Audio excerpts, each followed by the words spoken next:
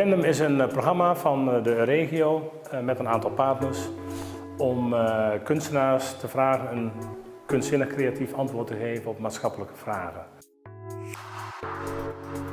Diesmal steht das Jahresthema Energie im Mittelpunkt. Alles, was jetzt gleich passiert, Augen auf und darauf achten, denn das wird ein erstes Anzeichen sein, wer von euch von Interesse sein will.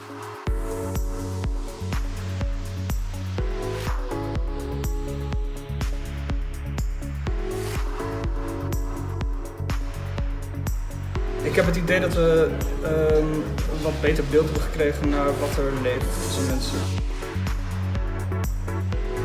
Wir haben uns überlegt, dass man halt die Idee von einem Eis, was eigentlich zeitig ist, dass man das für immer festhalten kann.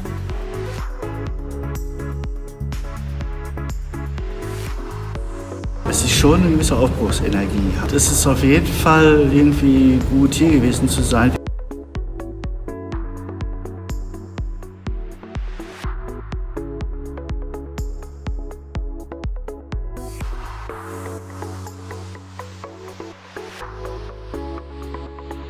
Ja, wij zijn klankkunstenaars, een tandemproject. We hebben dat project Bodemschatten genoemd. Het is een concert wat wij gemaakt hebben over de Euregio.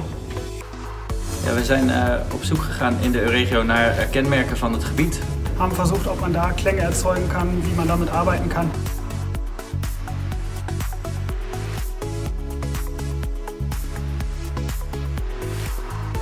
Ons tandem heet Wim en Mia.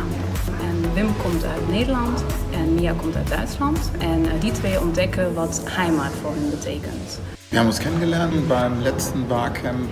Zocht iemand die meerwaarde zou hebben. Wir möchten gerne zusammenarbeiten. Ja. Es macht Spaß. Ja.